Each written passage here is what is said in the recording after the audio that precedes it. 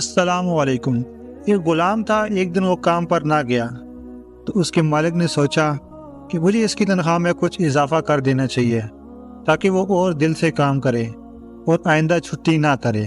اگلے دن مالک نے اسے اس کی تنخواہ سے زیادہ پیسے دیے جو اس نے خوشی سے قبول کر لیے، لیکن کچھ دنوں بعد وہ دوبارہ غیر حاضر ہوا تو اس کے مالک نے غصے میں آ کر اس کی تنخواہ میں کیا گیا اضافہ ختم کر دیا اور اس کو پہلے والی تنخواہ ہی دی۔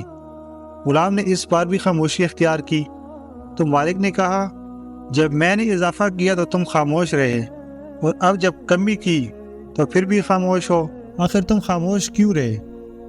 تب غلام نے جواب دیا، جب میں پہلے دن غیر حاضر تھا تو اس وقت بچے کی پیدائش تھی، اور آپ کی طرف سے تنخواہ میں اضافے کو میں نے وہ رزق خیال کیا جو وہ اپنے ساتھ لے کر آیا، اور جب میں دوسری بار غیر حاضر تھا تو اس کی وجہ میری ماں کی وفات تھی۔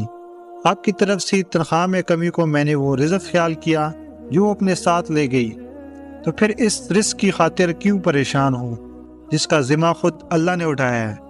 دوستو، اس سے ہمیں کیا سبق ملتا ہے؟ اس سے ہمیں یہ سبق ملتا ہے کہ جس طرح موت انسان کا پیچھا کرتی ہے، بالکل اسی طرح جو رزق انسان کے نصیب میں ہوتا ہے وہ اس کو مل کر ہی رہتا ہے۔ ہمیں اللہ پر توکل کرنا چاہیے، اور جو ہمارے نصیب میں ہوگا وہ ہمیں مل کر ہی رہے گا۔